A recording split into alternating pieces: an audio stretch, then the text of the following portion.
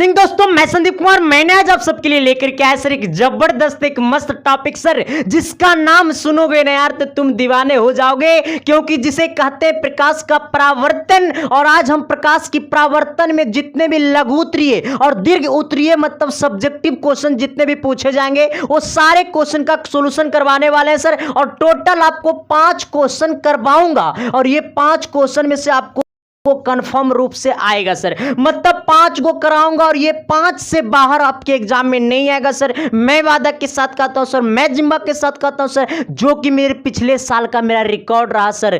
कम समय में बेहतर रिजल्ट अगर देने वाले कोई संस्था का नाम आया जिसका नाम है इसकी साइंस क्लासेस, जिसका पहचान आप सब हैं। और आपको मैं बता देना चाहता हूं कि सर टोटल आपको 5 ही क्वेश्चन करवाऊंगा प्रकाश की परावर्तन से, और प्रकाश की अपवर्तन से भी आपको मैं 5 क्वेश्चन करवाऊंगा। लेकिन आज की क्लास में सिर्फ और सिर्फ प्रकाश की परावर्तन का लघु उत्तरीय और प्लस दीर्घ उत्तरीय दोनों क्वेश्चन करवाऊंगा सर। तो आपको एकदम एक एक क्वेश्चन करके ले चलूंगा सर, और आपको 5वां क्वेश्चन तक छोड़ दूंगा सर, और 6ठा क्वेश्चन मैं नहीं बताऊंगा। और ये 5 क्वेश्चन से आपके एग्जाम में एक भी फालतू नहीं आएगा सर। तो बस हमारे साथ बने रहे सर। इसी के साथ आपको क्वेश्चन को शुरू करता हूं सर। इससे पहले कि आप अगर हमारे चैनल पर पहली बार आए सर तो चैनल को सब्सक्राइब करके बेल आइकन को प्रेस करके दोस्तों को शेयर कर देना सर, क्योंकि आपके पास दूसरा कोई चांस है ही नहीं। अगर बेहतर तैयारी करना है बोर्ड एग्जाम का, बोर्ड एग्जाम में अगर अच्छा परसेंटेज लाना है तो इसके साइंस क्लासेस से आपको जुटे रहना पड़ेगा, क्योंकि सर यही एक ऐसा चीज है जो आपको आशीर्वाद दे देगा ना रे, तो तू ऊपर तक चला जाएगा, मतलब भगवान पर ना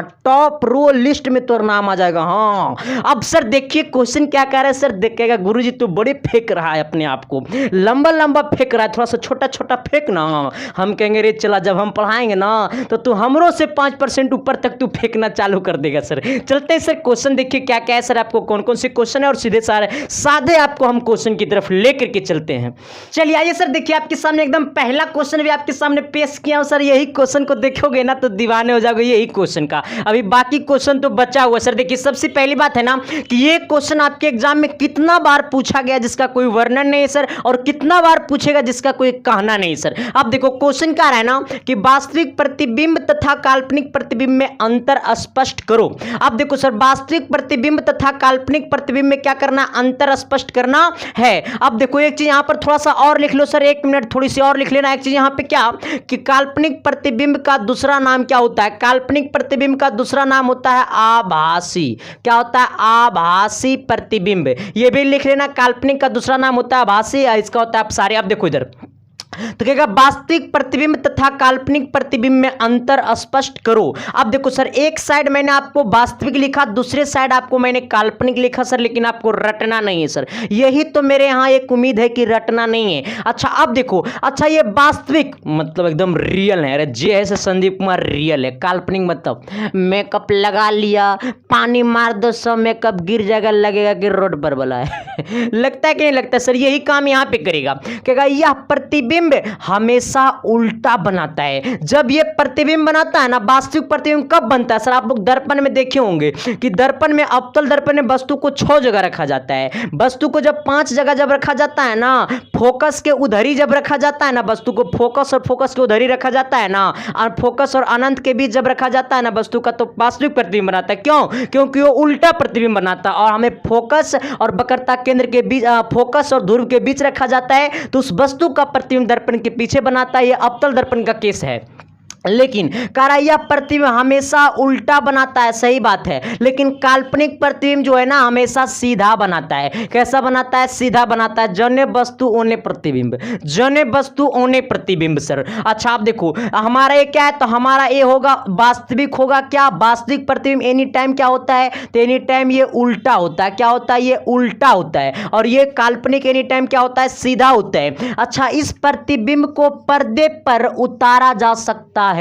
अच्छा हम वास्तविक है रे तो हमें पर्दे पे नहीं जा सकते हैं, 1000 आदमी के सामने नहीं जा सकते हैं। हाँ हम चोर नहीं हैं, हम वास्तविक हैं यार, जा सकते हैं 1000 की 2 लाख के सामने जा सकते हैं। तो ये बात ये है कि इस प्रतिबिंब को पर्दे पे उतारा जा सकता है, लेकिन काल्पनिक प्रतिबिंब को पर्दे पे नहीं उतारा जा सकता है, क्योंकि ये चोर है। तो क्या वो कहेगा कि हम चोरी नहीं किए? क्या ये जज के सामने बोल सकता है? नहीं बोल सकता है सर, क्योंकि ये चोर है, इसको डर लगेगा। इसलिए सर इस प्रतिबिंब को पर्दे पे नहीं उतारा जा सकता है, क्योंकि काल्पनिक है, ये वास्तविक नहीं है। 72 फीट का लड़का बना दिया है वो।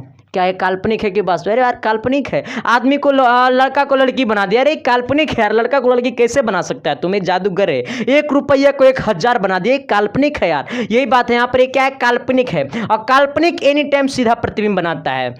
अगला, यह दर्पण के सामने बनाता है, यह दर्पण के पीछे बनाता है। ये चोर है, दर्पण के पीछे जाएगा। अच्छा, यह किरणों का वास्तविक कटान से बनता है, यह किरणों का काल्पनिक कटान से बनता है। अच्छा कहेगा सर जी कटान तो नहीं समझे हम। देखो ऐसे प्रतिबिंब जब होता है ना, ऐसे तो देखो यहाँ से ये होता है हमारा उत्तल दर्पण, यहाँ से जब ऐसे वस्तु जाता है, ऐसे जब किरण जाता है तो ये ऐसे मुड़ जाता है, यहाँ से डॉट डॉट में दिखाया जाता है फोकस, क्योंकि ये काल्पनिक है, रियल कटान नहीं कटा है सर। जब ये पढ़ाते ना तो आपको एकदम अच्छा से बताते, भाई पक्का कहते हैं। इसलिए सर तो हमें क्या है, वास्तविक वो होगा जो हमेशा उल्टा प्रतिबिंब बनाएगा, काल्पनिक वो होगा जो हमेशा सीधा प्रतिबिंब बनाएगा। वास्तविक वो होगा जिसे पर्दे पे उतारा जा सकता है, काल्पनिक वो होगा जिसे पर्दे पे उतारा नहीं जा सकता है। अच्छा, वास्तविक वो होगा जो दर्पण के सामने बनाता है, काल्पनिक वो होगा जो दर्पण के पीछे बनाता है। अच्छा, यह किरणों कैसा कटेगा, तो यह किरणों के वास्तविक कटान से बनता है, तो यह किरणों के काल्पनिक कटान से बनता है। बट यही फर्क है सर, यह किरणों के वास्तविक तो यह किरणों के काल्पनिक कटान से, दर्पण के सामने दर्पण के पीछे, या दर्पण पर्दे पे उतारा नहीं जा सकता, इसे पर्दे पे उतारा जा सकता है। ये हमेशा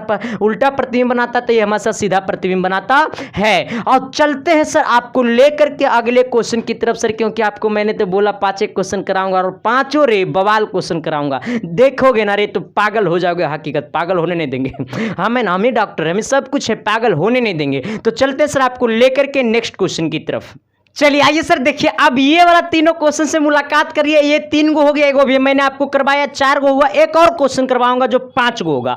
अब देखो सर यहाँ पर ये तीनों जो है ना रे भाई, ये तीनों कई बार पूछा है, तो तुमको देखने के बाद तुमको खुद पता हो गया होगा। गोलीय दर्पण, अवतल दर्पण, उत्तल दर्पण। और आपको रटना नहीं सर, पहले ध्यान देना। गोलीय दर्पण किसे कहते हैं? इसे कहते हैं स्फेरिकल मिरर। देखो गोलीय दर्पण वो होता है, मैं आपको यहाँ पे फिगर बना देना चाहता हूँ। देखो गोलीय दर्पण ये हो गया, यहाँ पे क्या हो गया, गोलीय दर्पण, ये हमारा क्या हो गया, वक्रता केंद्र। गोलीय दर्पण ही 2 प्रकार का होता है, जिससे एक आपको अवतल दर्पण निकलता है, जिससे एक आपको क्या निकलता है, उत्तल दर्पण निकलता है। तो गोलीय दर्पण आपको 2 प्रकार का होता है। तो गोलीय दर्पण का ही एक भाग है अवतल दर्पण और उत्तल दर्पण। इसलिए सर गोलीय दर्पण आपको इस तरह से होता है, लेकिन आपको रटना नहीं, इसको क्या बोलना है, इधर देखिएगा। कह रहा है जिस दर्पण की परावर्तक सतह किसी खोखले गोले का एक भाग हो, कह रहा है जिस दर्पण की परावर्तक सतह किसी खोखले गोले का एक भाग हो, उसे क्या कहते हैं, आपको गोलीय दर्पण कहते हैं, स्फेरिकल मिरर कहते हैं। अब गोलीय दर्पण 2 प्रकार का होता है। अब गोलीय दर्पण कितना प्रकार का होता है, 2 प्रकार का होता है। एक होता है अवतल दर्पण, एक होता है उत्तल दर्पण। और अवतल और उत्तल दोनों इंपॉर्टेंट है सर, और दोनों आपके एग्जाम में आता है सर। अब देख मेरे मोहतरमा, कहता है जब जब तुझको देखूं तो अब देख सर, अच्छा अवतल दर्पण, अवतल दर्पण कहेगा तो कनकेव मिरर। अवतल दर्पण देखो ऐसे होता है, जिसकी परावर्तक सतह धसी होती है उसे क्या कहते हैं, अवतल दर्पण। अच्छा आप देखो अवतल दर्पण ऐसे होता है, इसकी वाला ये वाला परावर्तक सतह, ये वाला परावर्तक सतह धसी हुई है, उसे क्या कहेंगे, अवतल दर्पण। अच्छा अब देखो इसका केंद्र क्या होता है, इधर ही होता है, ये किसके केंद्र के दिशा में होती है। अच्छा इसका केंद्र इधर ही होगा, क्या होगा, केंद्र इधर ही होगा। अच्छा ये अवतल दर्पण है, तो कहेगा अवतल दर्पण किसे कहते हैं, तो अवतल दर्पण उनसे कहते हैं जिस दर्पण की परावर्तक सतह उभरी रहती है, नहीं यहां पर धसी रहती है। अगर ऐसे भी लिख दोगे तो गलत नहीं होगा, अगर ऐसे भी लिखना चाहते हो तो भी गलत नहीं होगा। जिस दर्पण की परावर्तक सतह धसी होती है उसे कहते हैं अवतल दर्पण, जिस दर्पण की परावर्तक सतह उठी होती है उसे कहते हैं उत्तल दर्पण। तो जो बच्चा अवतल दर्पण का शॉर्ट डिफिनेशन लिखना चाहता है वो लिख सकता है कि अवतल दर्पण उस दर्पण को कहते हैं, नीचे अवतल दर्पण लिख करके नीचे डैश दे करके भी डिफिनेशन लिख लो कि जिस दर्पण की परावर्तक सतह धसी होती है उसे कहते हैं अवतल दर्पण। लेकिन मैं अब आपको किताब की भाषा में लिखा देना चाहता हूं डिफिनेशन। कहता है जिस दर्पण की परावर्तक सतह उभरी रहती है, क्या रहती है, उभरी रहती है। लेकिन ये परावर्तक सतह तो उभरी है, ये परावर्तक सतह तो उभरी है, लेकिन ये किधर की ओर है, तो अर्थात ये केंद्र की दिशा में है। इसे हम लोग क्या कहते हैं, तो इसे हम लोग केंद्र कहते हैं, क्या कहते हैं, केंद्र कहते हैं। तो ये हमारा केंद्र की दिशा में है, तो इसीलिए लिख दिया है कि अर्थात ये केंद्र की ओर होती है, ये केंद्र की ओर होती है, उसे क्या कहते हैं, अवतल दर्पण कहते हैं। फिर से, जिस दर्पण की परावर्तक सतह उभरी रहती है, लेकिन उभरी तो दोनों में होगा, उभरी तो उत्तल भी रहता है और अवतल भी रहता है सर, लेकिन अवतल में मेन कंडीशन ये है ना कि ये केंद्र की ओर होती है, ये केंद्र की ओर होती है, अवतल जो होता है वो केंद्र की ओर होती है, इसलिए अवतल दर्पण की फोकस दूरी पॉजिटिव होती है और उत्तल दर्पण की फोकस दूरी नेगेटिव होती है सर। मैं आपको पढ़ाता ना तो आपको गजब पढ़ाता सर। अब देखो तो हमारा ये केंद्र की ओर होती है, देखो ये मेन यही है, डिफिनेशन में यही इतना बदलना है, ये केंद्र की ओर होती है। उत्तल दर्पण की चर्चा करेगा तो उत्तल दर्पण का शॉर्ट डिफिनेशन है, देखो उत्तल दर्पण ऐसे बनता है, देखो ये हमारा है ना, अच्छा इसका केंद्र तो इधर होता है ना, इसका केंद्र क्या इधर है, लेकिन देखो उत्तल दर्पण ऐसे होता है, कैसे होता है, ऐसे होता है। अच्छा अब देखो ये उत्तल दर्पण हो गया, उत्तल दर्पण का केंद्र किधर होना चाहिए, अच्छा देखो केंद्र तो इसका इधर होनी चाहिए, लेकिन इसका केंद्र होता है इधर, इसका केंद्र क्या होता है, इधर होता है, ये काल्पनिक होता है, क्या होता है इसका केंद्र क्या होता है, काल्पनिक होता है, क्या होता है, काल्पनिक होता है, नेगेटिव होता है सर। अच्छा अब देखो ये उत्तल दर्पण है, इसका केंद्र इधर ना होना चाहिए रे, ये केंद्र इधर होना चाहिए ना, लेकिन केंद्र इसका इन्हें चला गया, केंद्र कहां चला गया, इन्हें चला गया, क्योंकि इसका फोकस इधर ही होता है। अब देखो सर इसीलिए कहेगा जिस दर्पण की परावर्तक सतह उभरी होती है अर्थात केंद्र की विपरीत दिशा में होती है, उसे क्या कहते हैं, उत्तल दर्पण, उसे क्या कहते हैं, उत्तल दर्पण। यहां पर लिख लो, या फिर आपको लिखने का मन है तो लिख सकते हो जिस दर्पण की परावर्तक सतह उठी होती है, क्या होती है, उठी होती है, उसे क्या कहते हैं, उत्तल दर्पण, ये भी लिख सकता है। जिस दर्पण की परावर्तक सतह उठी होती है उसे क्या कहते हैं, उत्तल दर्पण, ये भी लिख सकता है। या फिर अगर ये लिखने का मन है तो ये भी लिख लो, जिस दर्पण की परावर्तक सतह उभरी रहती है अर्थात केंद्र की विपरीत दिशा में रहती है, उसे क्या कहते हैं, उत्तल दर्पण। अच्छा देखो अवतल दर्पण का दूसरा नाम, अवतल दर्पण का दूसरा नाम होता है अभिसारी दर्पण, क्या होता है, अभिसारी दर्पण, क्या होता है, अभिसारी दर्पण, ये भी लिख लेना। अवतल दर्पण का दूसरा नाम अभिसारी दर्पण है और उत्तल दर्पण का दूसरा नाम अपसारी दर्पण कहते हैं, क्या कहते हैं, अपसारी दर्पण कहते हैं, अपसारी दर्पण कहते हैं। इसको नोट कर लो, चैनल पर नए हो चैनल को सब्सक्राइब कर लो, करना तो बनता है मेरे दोस्तों, क्योंकि इतना मेहनत करने वाले टीचर, इतना बेहतर रिजल्ट देने वाले टीचर कहाँ मिलेगा रे, पसीना बहुत चल रहा है, हाँ कहाँ मिलेगा, तो जहाँ मिलेगा एसके साइंस क्लासेस वहीं मिलेगा संदीप कुमार, है ना। अब देखो सर मैंने क्लास 10th का आपको बेहतर कोर्स आपको मैं चला रहा हूँ सर यूट्यूब पे, सभी चैप्टर का ऑब्जेक्टिव करवा रहा हूँ सर, सभी चैप्टर का सब्जेक्टिव करवा रहा हूँ सर, तो आपके एग्जाम में क्वेश्चन कहाँ से आ जाएगा, और कोरोना काल को देखते हुए मैंने आपको क्वेश्चन करा रहा हूँ सर, सबसे बड़ी बात तो ये है। अब देखो सर तो चलते हैं सर आपको अगला क्वेश्चन की तरफ, अगला क्वेश्चन देखोगे दीवाने हो जाओगे, जाते जाते कहोगे लव यू गुरुजी, और तुम सब्सक्राइब करोगे रे, 10 गो बच्चा से भी तुम लोग सब्सक्राइब करवाओगे कि अरे यार एगो यूट्यूब पे टीचर है बड़ी भयानक पढ़ाता है, हम कहेंगे धन्य हो गुरुजी। सब्सक्राइब कर दो, बेल आइकन को प्रेस करके अभी तक लाइक। चलिए आइएगा सर, अब देखिए सर कितना पसीना चल रहा है भाई, तू अब सोच सकता है कि चैनल पर करने हो सब्सक्राइब नहीं करेगा तो कितना पसीना चल रहा है, समझ, मेहनत है यार, मेहनत है, इसलिए सर मेहनत से पढ़ाते हैं तभी कहते हैं कि क्वेश्चन आएगा। अब देखो सबसे पहले ये है ना कि ये अवतल दर्पण और उत्तल दर्पण में आपका अंतर स्पष्ट करना है सर, कि आपका उत्तल दर्पण और अवतल दर्पण में अंतर स्पष्ट करने के लिए आपको 5 नंबर का आता है सर वो पूछता है 5 नंबर चाहे 4 नंबर इसमें में पूछेगा, हाँ दीर्घोत्तरीय में भी ये पूछता है, तो इसमें आपको 5-5 पॉइंट लिखाऊंगा, एक पॉइंट अभी नीचे और लिखाऊंगा, है ना।